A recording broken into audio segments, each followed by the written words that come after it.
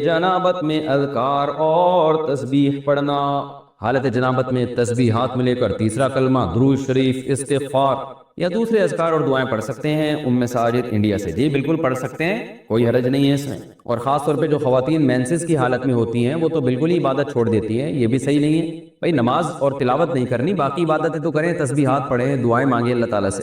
اچھا، ناپاکی میں قرآن کی آیت پڑھنا، یہ سوال پوچھا ہے، یہ پوچھنے والے نے نام ہی نہیں لکھا۔ کیا ناپاکی کی حالت میں قرآن کی آیت پڑھ کر دعا کر سکتے ہیں یا نہیں؟ نیز بغیر وضو کے قرآن کی آیت پڑھ سکتے ہیں یا نہیں؟ بغیر وضو کے تو بہرحال قرآن پڑھ سکتے ہیں، البتہ ناپاکی کی حالت میں قرآن کی تلاوت جائز نہیں ہے۔ البتہ قرآن کی وہ آیتیں جن میں دعا کا عنصر پایا جاتا ہے، دعا کے میننگ پائے جاتے ہیں، تو ان آیتوں کو ناپاکی کی حالت میں دعا کی نیت سے پڑھ سکتے ہیں، تلاوت کی نیت سے نہیں پڑھ سکتے۔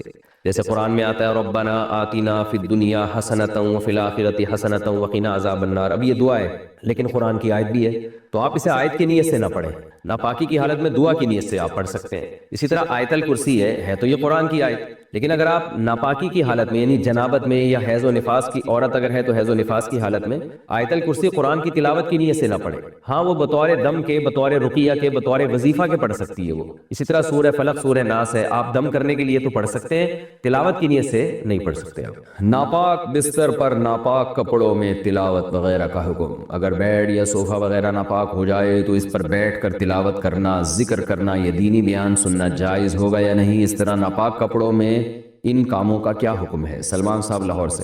دیکھیں یہ سارے کام جائز ہیں کیونکہ طہارت نماز کے لیے شرط ہے، نماز کے علاوہ عبادت کے لیے طہارت شرط نہیں ہے، لیکن یہ بہرحال ادب کے خلاف ضرور ہے کہ جگہ ناپاک ہے، آپ وہاں بیٹھ کے قرآن کی تلاوت کر رہے ہیں، ناپاک کپڑے پہن کے کر رہے ہیں، تو یہ بہرحال ادب کے خلاف ہے، اس لیے اس سے اجتناب کرنا چاہیے۔ اس سے تلاوت کی اہمیت بھی دل سے نکل سکتی ہے، اور ہاں بیان سن لیں، اگر اس کو فوری طور پر پاک کرنے میں کوئی تکلیف ہو رہی ہے تو بیان سننے میں کوئی حرج نہیں ہے، لیکن تلاوت کرنا ناپاک کپڑوں میں۔ ناپاکی کی حالت میں آیت کریمہ پڑھنے کا حکم، کیا آیت کریمہ کا ختم بغیر وضو کے ناپاکی میں کیا جا سکتا ہے؟ نیز کیا خواتین دوران حیض آیت کریمہ پڑھ سکتی ہیں؟ فاطمہ بیگم انڈیا سے۔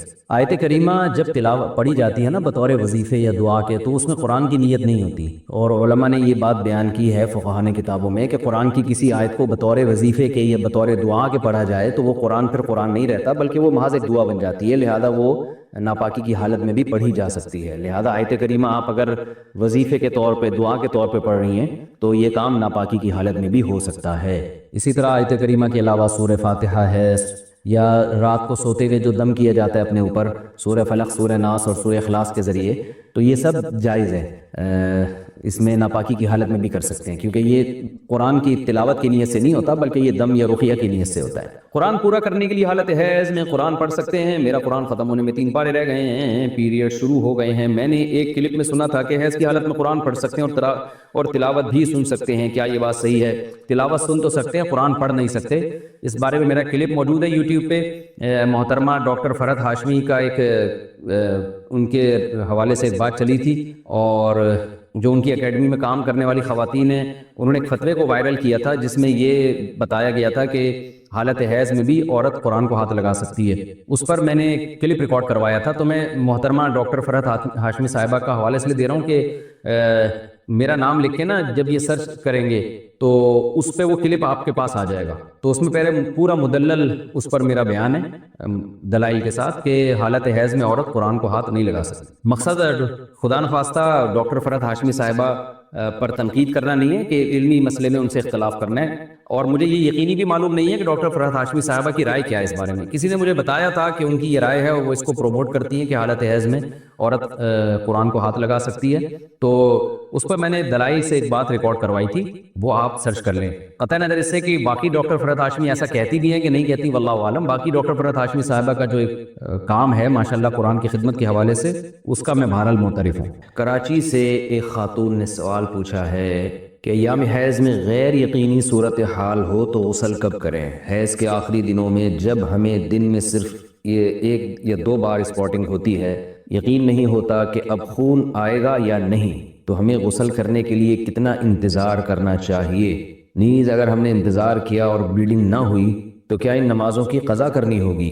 یہ سوال اگرچہ حیا کے خلاف ہے لیکن بہت زیادہ پوچھا جاتا ہے اور خواتین بہت پریشان ہوتی ہیں۔ دیکھیے جب کم سے کم حیض کی مدت 3 دن ہے 3 دن کے بعد کسی خاتون کو جب حیض آنا رک جائے تو خواتین کو اپنی عادت کا علم ہوتا ہے، اگر غالب گمان ہو کہ اب دوبارہ بلڈ نہیں آئے گا، حتیٰ کہ اسپاٹنگ بھی نہیں ہوگی، غالب گمان قریب بیقین ہو، تو ان پر لازم ہے کہ وہ غسل کریں اور نماز شروع کر دیں۔ لیکن اس کے بعد اگر 10 دن کے اندر اندر دوبارہ ذرا سی بھی بلیڈنگ ہو گئی، ذرا سی بھی، تو اس کا مطلب یہ تھا کہ وہ جو نماز پڑھی تھی وہ ناپاکی کی حالت میں پڑی تھی، لہذا وہ نمازیں لوٹانے کی تو ضرورت نہیں ہے کیونکہ وہ نماز ہوئی نہیں سرے سے۔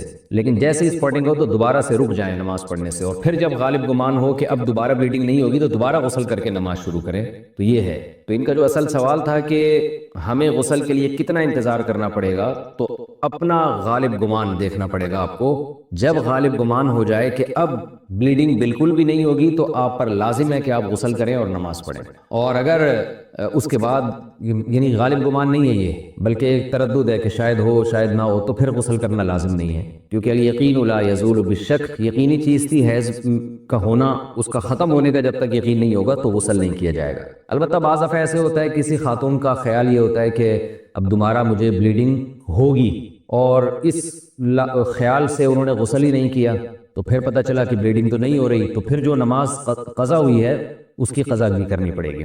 خواتین کو اس کا بہت خیال کرنا چاہیے کہ جب ایام ہوں ان کے مینسز کے تو وہ نماز کی بہت زیادہ حفاظت کریں۔ قرآن مجید میں اللہ تعالیٰ کا ارشاد ہے حافظوا علی الصلوات، نمازوں کی حفاظت کرو، محافظت۔ تو محافظت اسی طرح سے ہوتی ہے، اس کا خیال کرنا پڑتا ہے۔ تو فجر کی نماز اکثر خواتین کی گول ہو جاتی ہے کیونکہ وہ سوتے ہوئے میں گزر رہی ہوتی ہے اور اس دوران بلیڈنگ بند ہو چکی ہوتی ہے۔ تو جب خواتین کو اندازہ ہو کہ ان کے ایام حیض پورے ہو گئے ہیں، جیسے کسی کو 4 دن آتا ہے، کسی کو 5 دن آتا ہے، ایک عادت ہوتی ہے ہر عورت کی، تو 4 دن جیسے آنے کی عادت ہے تو 4 دن کے بعد پھر ان پر لازم ہے کہ وہ صبح صادق کے وقت اٹھ کر دیکھیں کہ ہمیں بلیڈنگ آ رہی ہے یا بند ہو گئی ہے۔ ایسا نہ ہو کہ سوتے سوتے میں نماز ہی قضا ہو جائے۔ تو اگر بلیڈنگ بند ہو گئی ہے تو اس کو غسل کر کے فجر پڑھیں، اور اگر بعض دفعہ یہ بھی ہوتا ہے کہ عشاء کی نماز بھی لازم ہو جاتی ہے، مثال کے طور پر صبح صادق کا وقت شروع ہو رہا ہے 5:30 پر، 5:30 بجے صبح، تو اب رات کو تو خاتون کا خیال یہ تھا کہ بلیڈنگ ہو رہی ہے اور آخری دن ہے ان کا ایام حیض کا، تو ان پر لازم تھا کہ وہ صبح صادق سے پہلے اٹھ کے دیکھیں کہ واقعی بند ہو چکی ہے یا نہیں۔ اگر بند ہو چکی ہے تو پھر یہ عشاء کی نماز بھی واجب ہے، عشاء کی نماز بھی پڑھنی پڑے گی آپ کو۔ تو بعض خواتین بالکل اس میں غفلت سے کام لیتی ہیں۔ میں یہ نہیں کہہ رہا کہ ابھی بلیڈنگ شروع ہوئی ہے تو رات کو دوبارہ ہر رات کو اٹھ کے دیکھنا شروع کریں کہ بلیڈنگ ہے یا نہیں ہے، تو جو عادت ہے اس کو تو گزرنے دیں۔ 3 یا 4 دن کی کسی کو عادت ہے، کسی کو 5 دن کی عادت ہے، لیکن جس دن یہ احتمال شروع ہو جائے کہ اب بلیڈنگ رک سکتی ہے تو اس دن عشاء کی نماز اور فجر کی نماز میں خاص طور پر خیال کریں، کیونکہ یہ 2 نمازیں سوتے میں گزر جاتی ہیں۔ نیوٹرون کا ایک پورا کیا ہے سسٹم ہے، تو اللہ کہتے ہیں وَمِمَّا لَا يَعْلَمُونَ، جو چیزیں تم نہیں جانتے ان میں بھی اللہ نے کیا بنائے ہیں، جوڑے بنائے ہیں۔ دیکھو ہم نظام شمسی کو دیکھ لیں، نیوکلیس کے اندر ہوتا ہے مولیکیول، تو پورا ایک مولیکیول کی ڈیفینیشن یہ ہے کہ کسی بھی چیز کو جب توڑا جائے نا تو وہ آخری ذرہ جس میں اس چیز کی تمام خصوصیات ہوں، جس کو مزید اب توڑے تو وہ خصوصیات چینج ہو جائیں، اس کو مولیکیول کہتے ہیں۔ اتنی ہم بھی فارغ نہیں ہیں، دیسی ہیں مگر اتنے بھی نہیں جتنا آپ سمجھ رہے ہو۔ تو مولیکیول کو آگے توڑیں گے تو پھر اس میں آئٹم ہوگا، پھر آئٹم کے اندر نیوکلیس، پھر الیکٹران پروٹون کا پورا سسٹم، پھر وہ سسٹم کی طرف ذہن چلا جاتا ہے ہمارا۔ سسٹم جب بھی بولا کروں سمجھ لو پاکستان کے الیکشن مراد ہے، اس سے پاکستان کے الیکشن سسٹم کے تحت ہوتے ہیں، سسٹم کے تحت ہوتے ہیں، صحیح ہے۔ خیر ایسی جگہوں سے لوگ جیتتے ہیں جہاں سے وہ کہتے ہیں ہم نے تو خود بھی ہمیں نہیں پتا تھا، اچھا یار زیادہ پھر سافٹ ویئر کا مسئلہ آ جاتا ہے۔ چلیں تو سبحان الذی خلق الازواج كلها مما تنبت الارض ومن انفسهم ومما لا يعلمون، اللہ فرماتے ہیں وہ چیزیں جن کو تم جانتے نہیں ہو اس میں بھی ہم نے جوڑے بنائے ہیں۔ تو یہ پوری ڈیٹیل پھر آپ قرآن کی دوسری آیتیں دیکھ لیں، ہر جگہ اللہ تعالیٰ نے اس نظام کو بیان کیا ہے قرآن مجید میں۔ دیکھو نظام شمسی میں سورج کیا ہے، وہ کھینچ رہا ہے نا 9 سیاروں کو، مرکز نظام شمسی کا سورج ہے، اس پہ ہم کہہ سکتے ہیں، میں سائنس کی زبان استعمال نہیں کر رہا، دیسی زبان ہے، وہ پازیٹیو ہے اور یہ زمین پہ کیا ہے، نیگیٹو چارج ہے۔ یہ میں اپنی دیسی اسٹائل میں بتا رہا ہوں، ایسا نہ ہو کہ آپ اس پہ کہیں یار سورج کھینچ رہا ہے زمین کو۔ یہ بھی گویا سورج شوہر ہے، یہ 9 سیارے اس کی بیویاں ہیں، سورج کی بھی 9 بیویاں کم از کم ہیں، اور مرکز کیا ہے، سورج ہے، پھر سورج کا مرکز کچھ اور ہے۔ خیر تو اللہ تعالیٰ نے یہ پورا جو نظام بنایا، یہ میں اتنی ڈیٹیل کیا سائنسی تھیوری سمجھانے کے لیے بتا رہا ہوں، نہیں بھائی سائنس میرا ٹاپک نہیں ہے, نہ پیغمبروں کا ٹاپک ہے, نہ قرآن کا ٹاپک ہے سائنس. یہ بتانے کے لیے ہے کہ آپ کو بھی یہ دیکھنا پڑے گا کہ آپ مادی اعتبار سے کس کیٹیگری میں آتے ہو اور روحانی اعتبار سے کس کیٹیگری میں آتے ہو. مادی اعتبار سے تو اللہ نے ہمیں بنا دیا, اللہ نے جوڑے بنائے, ایک کو مرد بنایا ایک کو عورت. اچھا وہ خواجہ سرا کی بات ادھوری رہ گئی تھی, اتنے خواجہ سرا ہوتے نہیں ہیں جتنے ہمیں نظر آ رہے ہیں, بہت کم ریشو ہے خواجہ سرا ہونے کا, اور اس میں بھی کچھ میں مردانہ علامتیں زیادہ ہوتی ہیں تو شریعت اس کو مرد مانتی ہے, کچھ میں عورتوں والی علامتیں زیادہ ہوتی ہیں تو شریعت اس کو عورت مانتی ہے, اور تو وہ بھی یا تو مرد ہوں گے یا عورت ہوں گے, تو بیچ کا کوئی بھی نہیں ہوتا. اور اس میں بھی اب سائنس نے ترقی کر کے عقدہ مسئلہ حل کر دیا کہ جو مردانہ علامتیں جن میں زیادہ ہیں ان کے لیے شرعاً جائز ہے کہ آپریٹ کروا کے پورے آدمی بن جاؤ وہ, اور جس میں عورت والی علامت زیادہ ہے تو شریعت ترغیب دیتی ہے کہ آپریشن کرواؤ اور پوری عورت بن جاؤ, بیچ میں رہنے کی تمہیں ضرورت نہیں ہے. تو یہ قصہ ہی ختم ہو گیا نا. کیا خیال ہے ٹرانسجینڈر کا؟ تو دو ہی ہیں, یا ادھر ہو جاؤ یا ادھر ہو جاؤ, پورے ادھر ہو جاؤ. کچھ کو تو اللہ نے پیدا کر دیا پورا ادھر ہی بنا دیا, جیسے ہم لوگ ہیں ہم کو پورا ہی بنا دیا اللہ نے, اور جو عورت ہے اس کو اللہ نے پورا شی بنا دیا. بہت تھوڑے سے لوگ ہوتے ہیں جو تھوڑے سے کنفیوز ہوتے ہیں, تو وہ بھی ایک طرف ہو جائیں تو یہ قصہ کیا ہو جائے گا؟ بولو ختم, ٹرانسجینڈر کا قصہ ہی ختم. تو اس لیے ڈونلڈ ٹرمپ نے بڑی اچھی بات کی, بھائی دو ہی جنس کو مانتا ہوں میں, یا ادھر یا ادھر, خاندانی بات. تو یہ میں اتنی ڈیٹیل اس لیے بتا رہا ہوں کہ جسمانی اعتبار سے تو اللہ نے ہمیں خود بتا دیا کہ تم کس طرف ہو, آدمی ہو یا عورت ہو. روحانی اعتبار سے بھی ہماری بہت ساری قسمیں ہیں. کچھ چیزیں ایسی ہوتی ہیں جو ہمیں اچھا بنانے کے لیے ضروری ہیں, سچا ہونا, صاف ستھرا ہونا, فیتھ فل ہونا, وفادار ہونا, اسی طرح بھائی بہادر ہونا, سخی ہونا. تو اللہ تعالیٰ نے بہادروں کی بہادری کو سمجھانے کے لیے بزدل پیدا کیے, اللہ تعالیٰ نے منافقوں کی منافقت کو سمجھانے کے لیے ایک نمبر لوگ پیدا کیے, اور مقابلے میں منافق بھی پیدا کیے. بولتے کچھ ہیں دل میں کچھ اور ہوتا ہے. ایسے منافق ہول سیل کے حساب سے مارکیٹ میں موجود ملیں گے آپ کو. اللہ نے لالچی لوگ بھی پیدا کیے, اللہ تعالیٰ نے سخی لوگ بھی پیدا کیے, یعنی ایسے جو دوسروں کا پیسہ بٹورنے میں لگے رہتے ہیں, اور ایسے جو دوسروں پہ پیسہ نچھاور کرنے میں لگے رہتے ہیں, ایسے جو جھوٹ بولتے ہیں, ایسے جو سچ بولتے ہیں, ایسے جو رشتہ داری توڑتے ہیں, ایسے جو رشتہ داری جوڑتے ہیں, ایسے جو سوسائٹی میں اصلاح کرتے ہیں, اور ایسے بھی جو سوسائٹی میں فساد کرتے ہیں. تو اب ہمارے لیے چیزوں کو سمجھنا بہت آسان ہو گیا. چیزوں کو سمجھنا کیا ہو گیا؟ بہت آسان. ہم اچھے لوگوں میں ہیں یا برے لوگوں میں, اس کو دیکھنے کے لیے اب ہمیں بہت آسان ایک کرائٹیریا ہے کہ بروں کو دیکھ لو, اس کے الٹ بن جاؤ. کیا خیال ہے؟ خاندانی ہو گیا کہ نہیں ہو گیا کام؟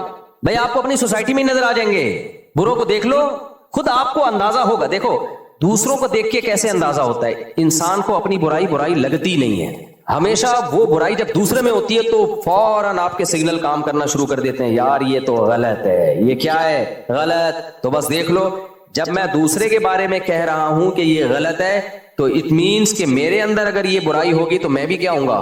غلط. دوسرے کے بارے میں دیکھ لیے, بہت بہترین معیار ہے کہ دوسرے کو سامنے رکھ کے اپنے آپ کو پرکھا کرو. اپنی برائی تو انسان اس کی تعویلات کر رہا ہوتا ہے, ایکچولی کر کے نا اس کو گھما رہا ہوتا ہے. اپنی برائی کبھی بری نہیں لگتی. جب واش روم جاتے ہیں وہاں گھنٹوں بیٹھ کے آتے ہیں, اسمیل نہیں آتی وہاں پہ. دوسرا آئے اور آپ جاؤ, کیسی ناک پکڑ کے باہر نکلتا ہے, یار پانی صحیح طرح بہا دیتے, کہتے ہیں کہ نہیں کہتے, ایگزاسٹ تو کر لیتے. کیا مطلب بھائی؟ رپورٹ تو ایک ہی ہے, جو رپورٹ آپ نے پیش کی وہی رپورٹ. کیا خیال ہے بھائی؟ جو رپورٹ آپ نے پیش کی ہے وہی رپورٹ اس نے پیش کی ہے, اور ہو سکتا ہے اس کی رپورٹ آپ کی رپورٹ سے اچھی ہو, آپ کا پیٹ خراب ہو, آپ کی رپورٹیں کلیئر نہ ہو, لیکن دوسرے کی رپورٹ پہ الٹی آتی ہے, اپنی رپورٹوں پہ کچھ بھی نہیں ہوتا. واش روم میں کنڈی لگا کے بیٹھ جاتا ہے, بھول جاتا ہے کہ میں کس سلسلے میں حاضر ہوا تھا. یہ بہت بڑی دلیل ہے کہ اپنا گند انسان کو گندا نہیں لگتا, دوسرے کا چھوٹا سا گند بھی انسان کو بہت برا لگتا ہے. یہ حقیقت ہے, یہ فطرت ہے انسان کی. تو اس سے ہمیں کیا پتا چلتا ہے بھائی؟ آپ جب واش روم میں جاتے ہو, اسمیل تھوڑی نامناسب مثال ہے, لیکن مثال تو واضح کلیئر ہو تو بے شک نامناسب ہو, تو وہی مناسب ہے جو کلیئر ہو. آپ جیسے واش روم میں جاتے ہو کتنا غصے ہوتے ہیں, کم بخت پانی کیوں نہیں بہا کے آیا, ایگزاسٹ فین کیوں نہیں چلایا. تو اس سے فوراً اندازہ ہونا چاہیے آپ کو کہ بھائی مجھے جو اپنی رپورٹ بری نہیں لگ رہی تھی وہ اس لیے کہ وہ میری تھی. اس کا مطلب میں اگر یہ کام کروں گا تو دوسرے کو بھی اتنا ہی غصہ آئے گا جتنا مجھے غصہ آ رہا تھا. دوسرے کے عمل سے پتہ چلتا ہے, کمپیئر کریں آپ. تو ایسے ہی میرے بھائی جو اخلاقی برائیاں ہوتی ہیں نا, اخلاقی کائنڈلی اخلاقی برائیاں, وہ بھی اپنی بری نہیں لگ رہی ہوتی, دوسرے کی بہت زیادہ بری لگ رہی ہوتی ہیں. آپ جھوٹ بول کے مال بیچتے ہو تو ہوتا یہ ہے کہ آپ تو مجبور ہوتے ہو, آپ کہتے ہو ایکچولی مہنگائی اتنی ہے, سارے جھوٹ بول رہے ہیں, تو آپ تھوڑی دیر کے لیے اپنے آپ کو کسٹمر کی جگہ رکھ لو کہ میں کسٹمر ہوں اور یہ جو کسٹمر ہے یہ دکاندار ہے, یہی پتلون خریدنے کے لیے میں اس کے پاس آیا ہوں اور یہ نیو کراچی میں بنی ہے اور اس کمبخت نے میڈ ان جاپان لکھا ہوا ہے اس کے اوپر, اور اب یہ مجھے بیچ رہا ہے اور میں اس سے کہہ رہا ہوں کہ جھوٹ کیوں بول رہے ہو, تو یہ دلیل دے رہا ہے کہ مہنگائی کی وجہ سے سچ بول کے مال بیچنا بہت مشکل. تو میرا ایٹیٹیوڈ کیا ہوگا؟ میں کہوں گا ویل ڈن, تھینک یو. مہنگائی میں ایسا ہی کرنا چاہیے ورنہ بھوک سے مر جاؤ گے. کیا آپ کا ریئیکشن یہ ہوگا؟ بولو نا. نہیں ہوگا, آپ کو غصہ آئے گا, اوے تو کیا تیرے حق میں مہنگائی ہے, ہم کیا سونے کے نیوالے کھا رہے ہیں, ہمیں کیوں الو بنا رہے ہیں اس مہنگائی میں, کہ ہم بھی اسی ملک کے شہری نہیں ہیں, کہ ہم بھی انسان نہیں ہیں, کہ ہمارے بچے نہیں ہیں, ہمیں کیوں جھوٹ بول رہے ہیں بھائی. کتنے ہم نے واقعات سنے ہیں, مرغی والے نے جو ہے نا وہ جو گوشت نہیں بیچ رہے ہوتے, وہ جو تولنے کے باٹ ہیں یا جو ڈیجیٹل ترازو ہے اس میں گڑبڑ کی ہوتی ہے. ہمارے ایک دوست نے پکڑ لیا, ہمارے ایک دوست کا بزنس تھا, انہوں نے پارٹنرشپ پہ اسی طرح بزنس کھولا جو چکن میٹ ہے اس کا بزنس. تو ایک کسی خاتون کو پتا چل گیا کہ یہ پارٹنر ہیں اس کے, بہت بڑی داڑھی تھی ان کی. وہ خاتون گوشت لے کر آئی اور کہا کہ آپ کی پارٹنرشپ پہ جو شاپ ہے میں نے وہاں سے یہ میٹ خریدا ہے 10 کلو یا 15 کلو, میں نے گھر میں ایک الگ ترازو رکھا ہوا ہے, جب اس پہ آ کے ناپا تو 2-3 کلو کا فرق آ رہا ہے اس میں. کہ مجھے پتا چلا آپ پارٹنر ہیں اس پہ. تو وہ آ گئی, تو وہ صاحب نے مجھے بتایا کہ میں دکاندار کے پاس گیا کہ بھائی تو مجھے بدنام کر رہا ہے. کہتے ہیں اس نے باتوں کو گھما دیا. جب وہ خاتون چلی گئی کہتے ہیں صاحب آپ جیسے بے وقوف لوگوں کا کام نہیں ہے بزنس کرنا. الفاظ تھے اس کے, صاحب آپ جیسے بے وقوف لوگوں کا کام بزنس کرنا نہیں ہے, یہ تو سب کرتے ہیں 2-4 کلو کا فرق, ورنہ تو بھائی اتنا تو گزارا کیسے ہوگا صاحب, آپ نہیں کر سکتے. انہوں نے کہا بھائی تو میرا باپ ہے جو مجھے سمجھا رہا ہے, تجھے کہا ہے کہ بھائی نہیں چلتا تو بند کرو اس بزنس کو, کوئی اور کام کریں گے ہم. تو یہی 10-15 کلو گوشت میں اگر 2-4 کلو کی ڈنڈی ماری جاتی. اب دیکھو یہ جو کمیلوں میں جانور کٹ رہے ہیں پائپ کے ذریعے نا, پریشر کے ذریعے, دیکھو اور آسان مثال, ٹھیکے دار سے ہمیشہ جو بلڈر ہوتا ہے نا اس سے ہمیشہ وہ گھر خریدو جو کمبخت نے اپنے لیے بنایا ہے. جو دوسروں کے لیے بنایا ہے وہ گھر کبھی بھی نہ خریدو اس سے. نہیں آئی سمجھ؟ بہت گہری بات ہے. جو ٹھیکیدار آدمی جو بیچنے کے لیے جو گھر بناتا ہے وہ نہیں لو اس سے. اس میں اوپر تو بہت فنیشنگ ہوگی, لیکن آپ گھڑی لگانے کے لیے جب کیل ٹھوکو گے نا اس میں تو پورا پلستر اکھڑ کے باہر گرے گا. یہ تجربے ہیں ہمارے. پلستر کیا ہوگا؟ اکھڑ کے باہر آئے. تو لیکن جو وہ گھر اپنے لیے بناتا ہے اس میں آپ ڈرل مشین سے بھی سوراخ کرو گے تو پلستر نہیں اکھڑے گا. سمجھتے ہو گے نہیں سمجھتے؟ میکینک آپ کا اپنا ہوگا, محلے پڑوس کا تو ایمانداری سے کام کرے گا. چلتے پھرتے راستے میں کسی میکینک سے کوئی کام کروا دیا آپ نے تو جگاڑ کر کے دے دے گا آپ کو, بائک آپ کی یا گاڑی آپ کی جگاڑ کر کے دے دے گا. لیکن یہی کام کوئی ڈرامہ اس کے ساتھ کرے تو اس کا میٹر گھوم جائے گا. اب میں اصل میرا ٹاپک تھا آج وہ تھا فسادی اور غیر فسادی. اصل بات تو میں یہ لے کے چلا تھا. تو اسی طرح میرے بھائی یہ سمجھنا کہ میں فسادی ہوں یا نہیں ہوں, اس کا پتہ جب چلتا ہے جب آپ کو اپنے جیسے کسی فسادی سے واسطہ پڑ جائے. سمجھ رہے ہو؟ بڑی مزے کی بات ہے. اس پہ بھی $2000 بنتے تھے, استغفر اللہ. یعنی اپنے جیسے کسی فسادی سے آپ کا واسطہ پڑ جائے جو بالکل آپ جیسا ہو. میں اپنے آپ کو بھی اس میں شامل کر رہا ہوں. ہم کو اپنے جیسے فسادی سے واسطہ پڑ جائے تو پھر ہمیں پتا چلتا ہے کہ ہم کتنے بڑے فسادی ہیں. کیسے؟ فسادی کی سب سے پہلی علامت کیا ہوتی ہے؟ اپنے اختیارات سے تجاوز کرتا ہے. دیکھو فسادی کی 2 قسمیں ہوتی ہیں. ایک تو وہ فسادی جو کہتا ہے میں ہوں ہی فسادی, جو کیا کہتا ہے میں ہوں ہی فسادی.